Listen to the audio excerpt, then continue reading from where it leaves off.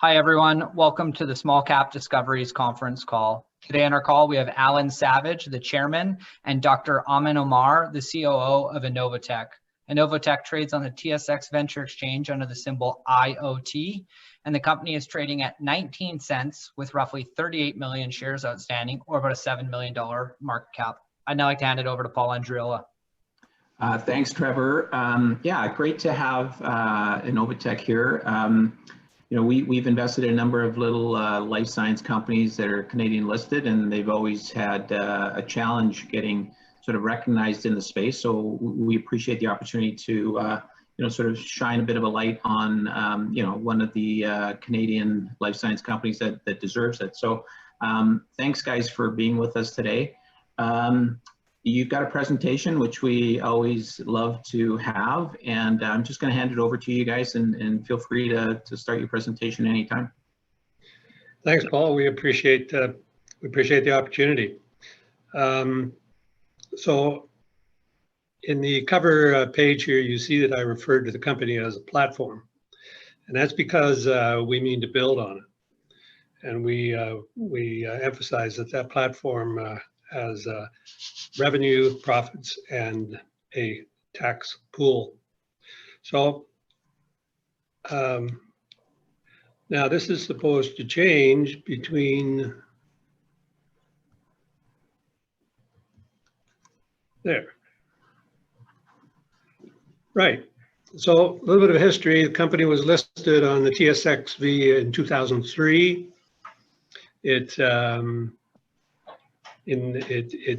From 2004 to 2017, it spent a lot of time and money on R&D in that interim. And the Innovocell 1 is the single R&D asset to emerge from those efforts. In 2017, Lonsdale Capital stepped in because in the process, the company process of creating Innovocell, which was late in the 2004-2017 timeframe, the company had fallen into financial difficulty. So we restructured the company and took a 32% interest in financing it and straightened it out.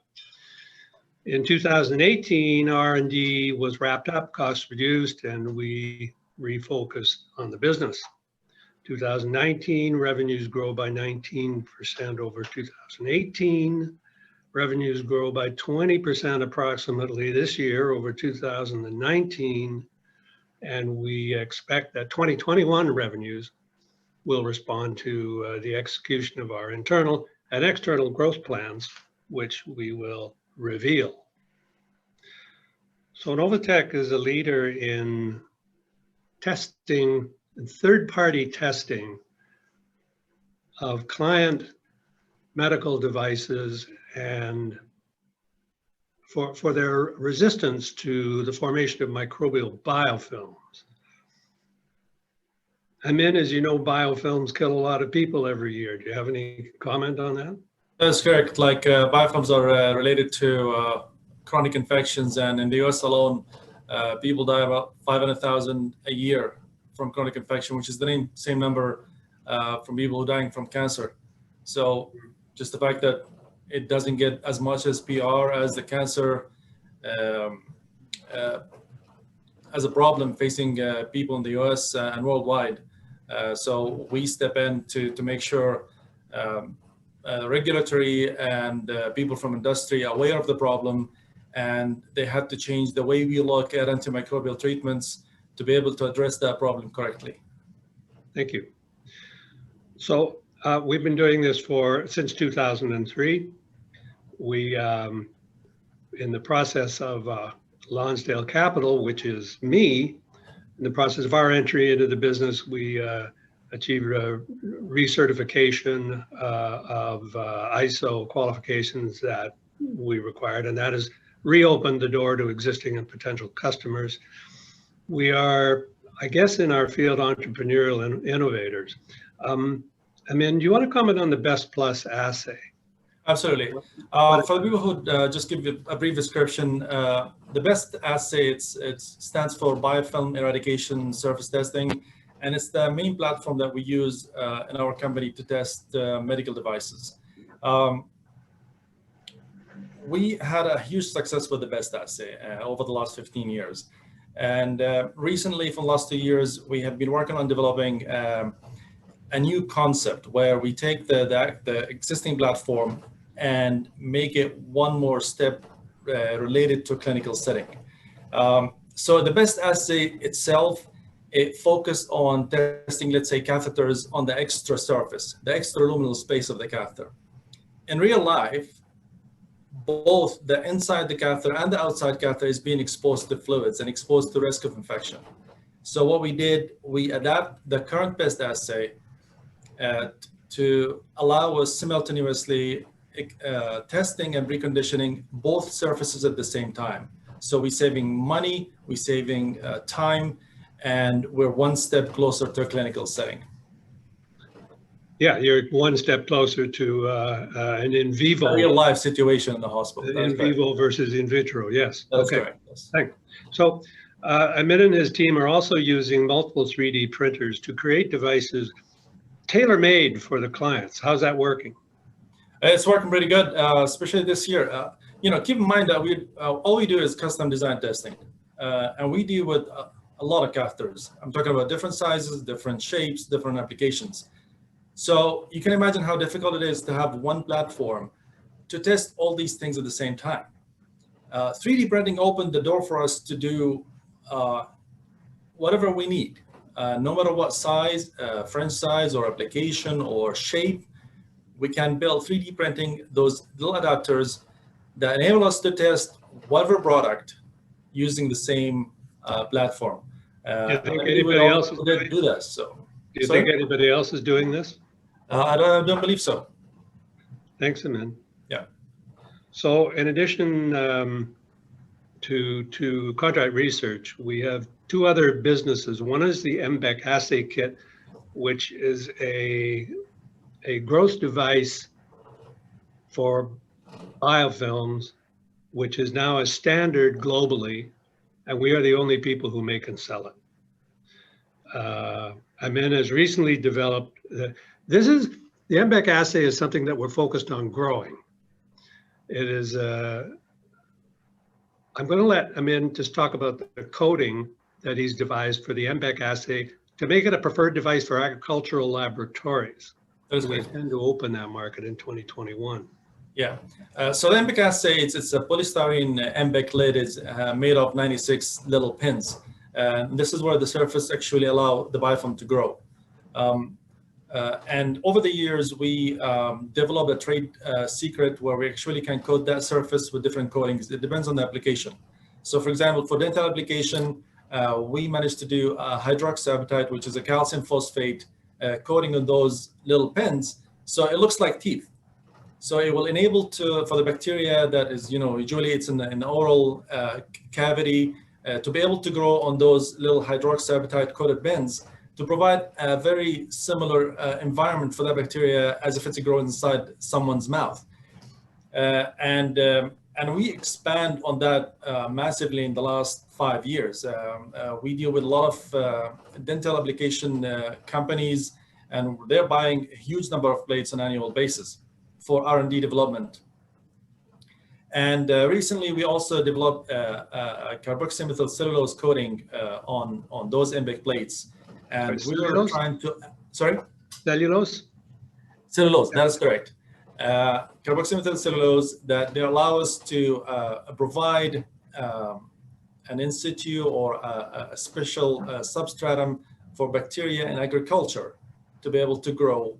So there's a huge market for pesticides and antimicrobial treatment, foliar sprays, seed treatments. And those plant pathogens require a cellulose-based substratum to grow and to form biofilms. So we believe that this market has a huge potential. Thank you. So the other piece of our business is our R&D our R&D produced success in Innovotech. We have entered a collaboration agreement with a major global entity that is a medical device manufacturer.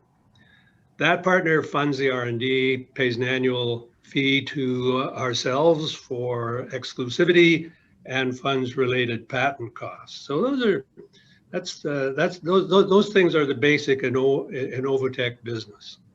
We're just showing you a graph here of 17 years of history from 2003 to 2020. The big surge in the middle of that graph is largely made up, or a great portion of it is made up, of grants for research and development that the company was doing. And it's that research and development and the preoccupation with that which has led to the actual business of that Amin has been describing falling by the wayside. So that's what we endeavored to turn around. And revenues this year in Q2 and 3 were 26% above 2019 and 64% above 2018 comparable quarters. Q2 net profit, 121,000. Q3 net profit, 93,000. Our Q3 working capital compares with 149,000 in working capital at the beginning of the year. Cash of 661,000, same thing. We expect Q4 to be a constructive finish to the year. And we'll end this year with we currently have effectively no debt. I say effectively because we have 30,000 less of the CERB grant to repay. Issued capital is 38 million shares. There's never been a share consolidation. Lonsdale Capital Corporation holds 12,284,000 shares of that. Our income over the last 8 quarters and revenue, it doesn't really show you a trend because there is no real trend here yet, but that'll come on a later graph. But that gives you a picture of sort of where we are. The last 2 quarters have been great. In corporate development, looking forward, recently we've begun using our balance sheet and profits to extend our reach into other areas. This is a little bit on the premise that it's easier to take a small position, to take a piece of a company that you can't afford to buy wholly than it is to do nothing. So in skincare, we've done an attractive transaction where we've acquired the right but not the obligation to earn a 60% interest to determine the performance of 2 well-known antioxidants when they are linked into one molecule. And we have the patent on that linking in our target company. Amin, do you want to comment on the antioxidant New Life? Sure. Actually, the cream idea is very promising, and based on the positive feedback in the literature around alpha-lipoic acid and L-carnitine separately, having the 2 compounds linked chemically together makes perfect sense. The novel conjugate cream, due to its enhanced antioxidant and enhanced bioavailability, may have actually several beneficial qualities, from simple cosmetic skin effects to treatment of neuropathies common with diabetic patients and wound healing throughout the process of slowing or reversing a vascular and neural degeneration. So I think there's a good potential for the cream for sure. We have to say that, I mean, the New Life patent is speculative. We are in the process of working on it to determine its competence to do those things. Notwithstanding, if it were to be a successful effort, it would become close to a game changer. That is correct, yes. Yeah, and we've also moved into the field of probiotics through the acquisition of $150,000 convertible debenture. Convertible debenture is an ideal investment for Innovotech at this point because it combines the benefits of an 8% yield with the opportunity represented by the conversion into shares. And we like the companion animal and farm animal probiotic space. So we think that's a very good investment. Internally, we have actually 3 growth plans to tell you about here. The first one is internal. We're going to penetrate that agricultural laboratory market that Amin was talking about with the cellulose coating on the plates to make it a preferred device for that market.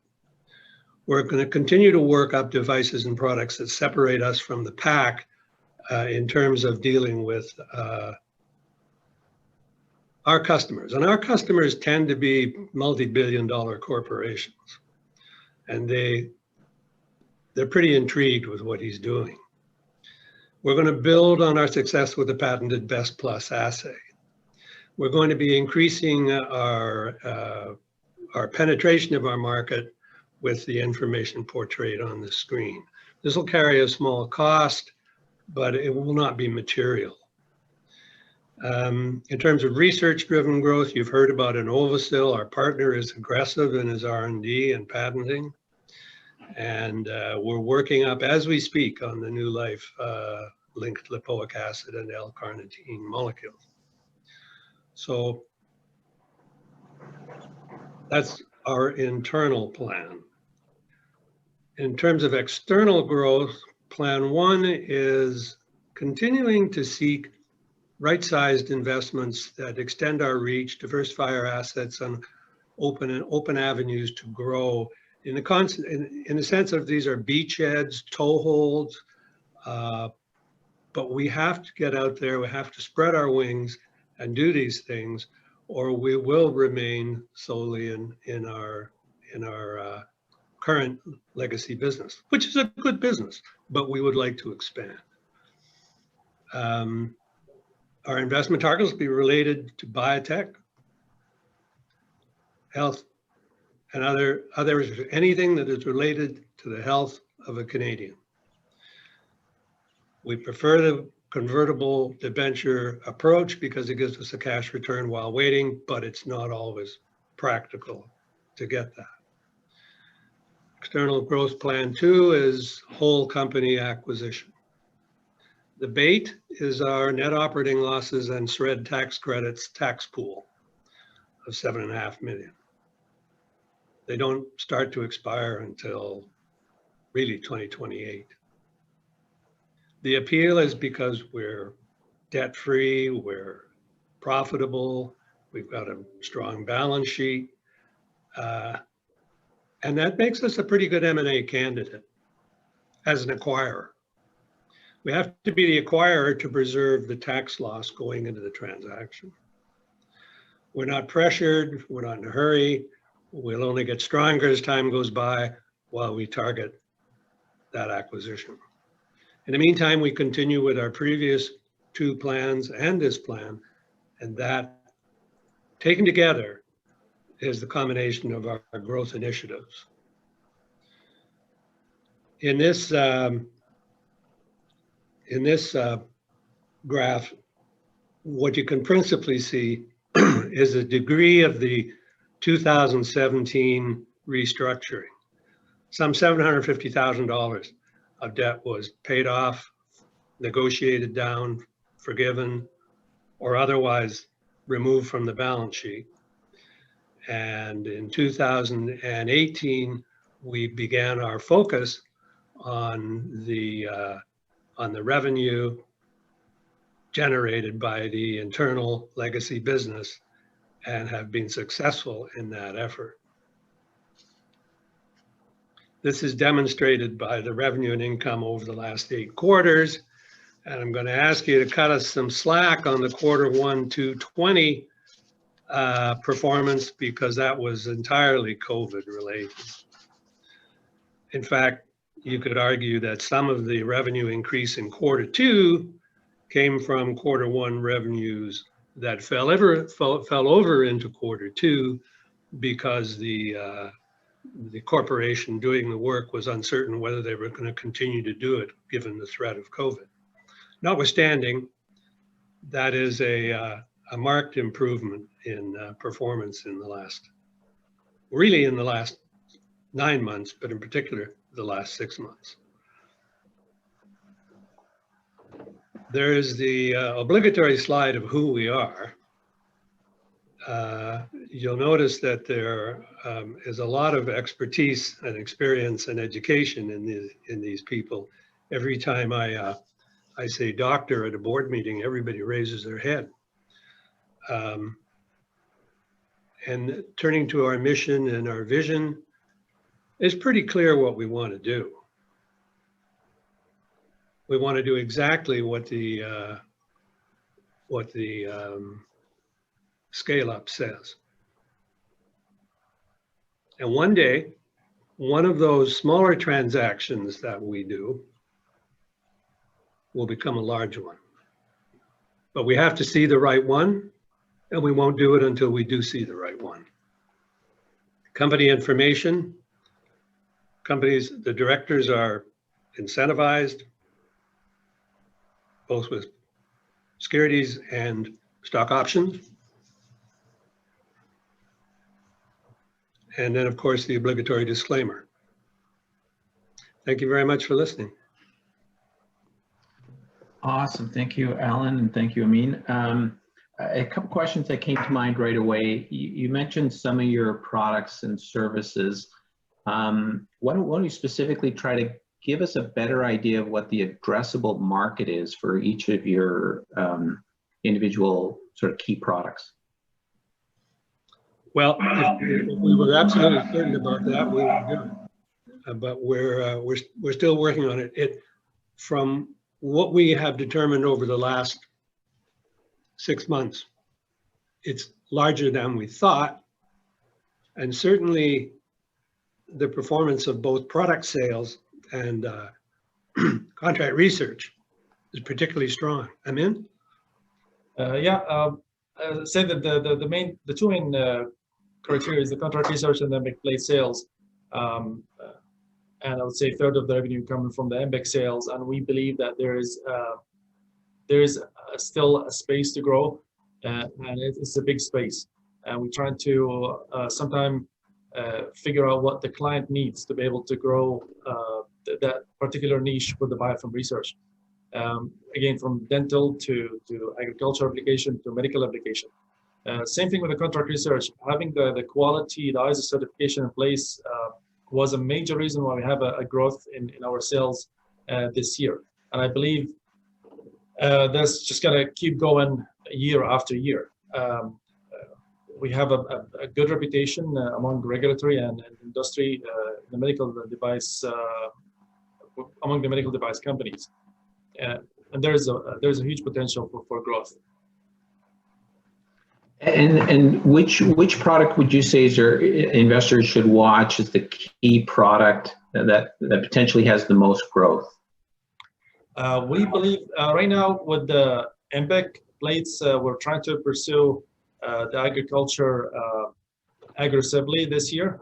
And we're hoping to have significant growth in that particular niche.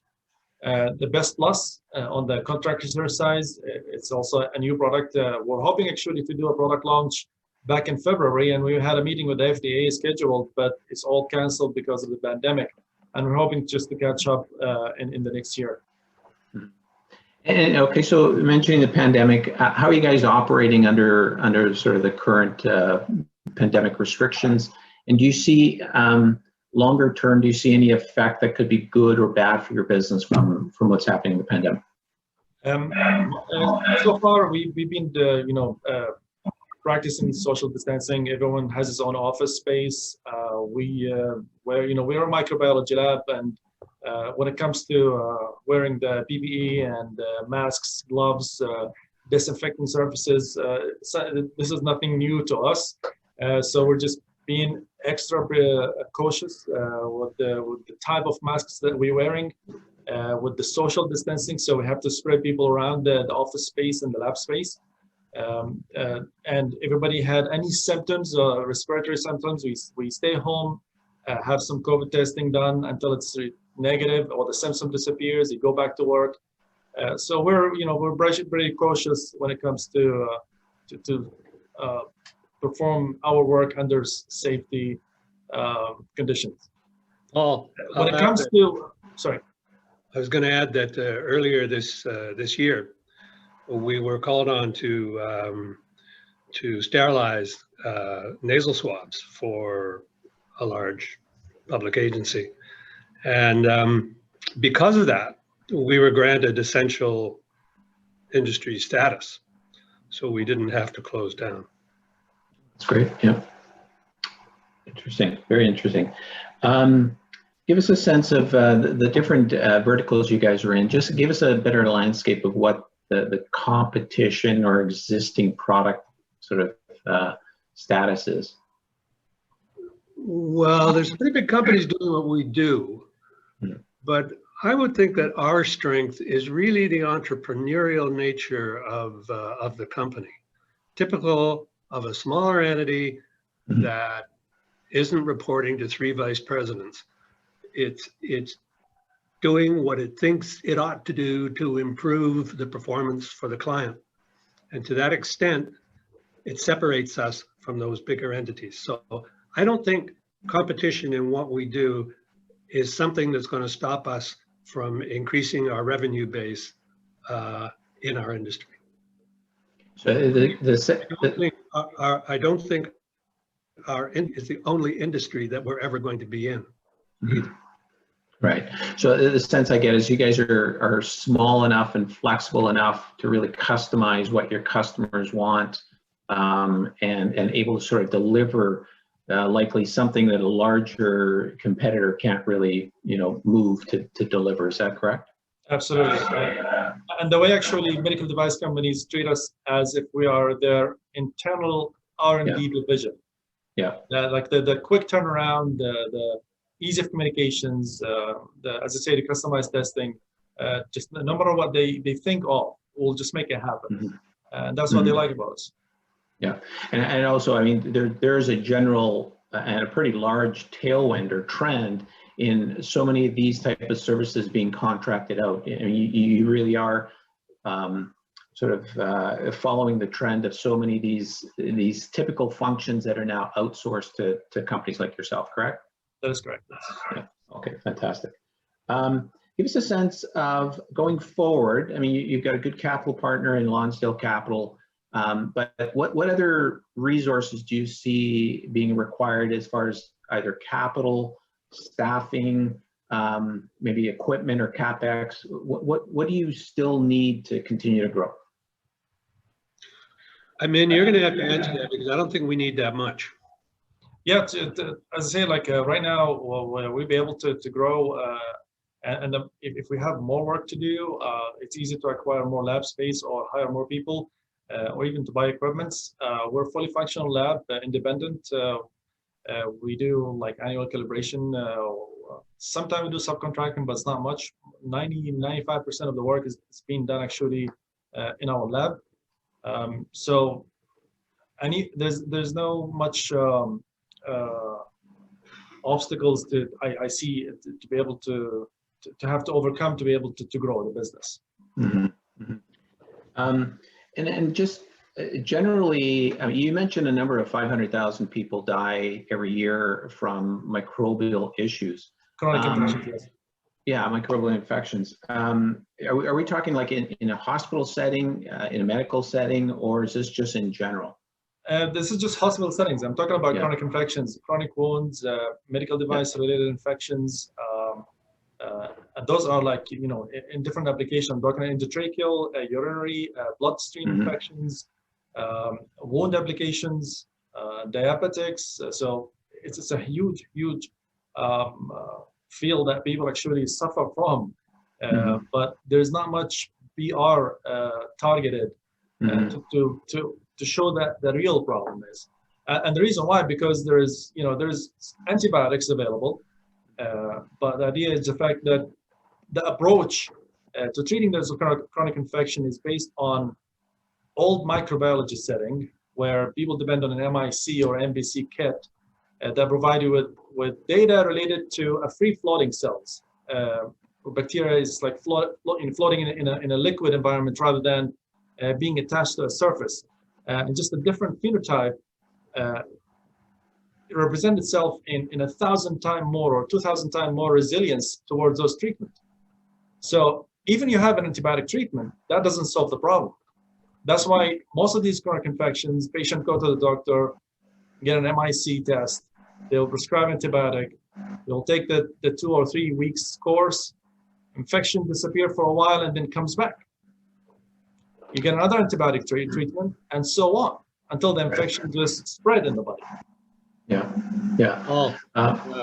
In that sense, the Innovosil compound the Innovosil molecule that we have developed can, a 1% solution of Innovosil can virtually wipe out a microbial biofilm formation in a difficult environment in 5 minutes. Wow. So, yeah, that's interesting. The sales approach that you guys have in selling your products and services, give us a sense of how that works. You have an established clientele. Are you trying to sell them more services? Are you trying to expand the number of clients? I'm sure hopefully a combination of both, but just give us a sense of how you go and sell your services to new and existing clients. We have a multiple approach right now. The first one is by the publications. We do a lot of discount rates for academia that we sell the plates to, because we know at the end of the day, they're going to publish data using our MBEC plate sales, and it was going to do like a free marketing for us. So just having more our name show up in the papers, that's an important piece for us. The second part is our relationship with the regulatory. We're trying to keep a close relationship with FDA and other regulatory by continuing the communication channels to get more feedback, because the feedback is the only way we can improve. We need feedback from the industry and from regulatory to see how we can grow and how we can improve our services to meet both requirements. The third part is we all the time trying to seek for new clients. So I'm continuously looking for contacting different divisions in the same company or different companies that has an antimicrobial technology that trying to get it to market, or even sometimes post-market surveillance or increase a label on the existing market. So I actively looking for these companies and for contacts to be able to represent our services to them. Now, a big part of the Innovotech story is, Alan, you mentioned sort of acquiring other strategic, operations. How does an investor look at sort of the direction that you guys are looking? So what area do you want to focus on? What kind of business do you want to focus on? Are you looking for clients with relationships? Are you looking for technologies that you can guys better leverage? More for technologies and or products that give us better leverage and better exposure to larger markets. Let me get this right. We're not conventional in any particular sense, Paul. We're omnivorous, but we're omnivorous inside of the biotech sphere, the health sphere, anything that we see that meets our risk return on investment parameters that we can capitalize on, and we're confident we can capitalize on, provided it's in that general sphere, we'll look at it. We're obviously not going to go out and buy a drugstore, but what we're looking at are things that will carry the company forward and upward. That's pretty simple. Mm-hmm. Can I tell you what they are? I can give you only the two examples, New Life and CanBioSim. More will come, but they will be very carefully orchestrated.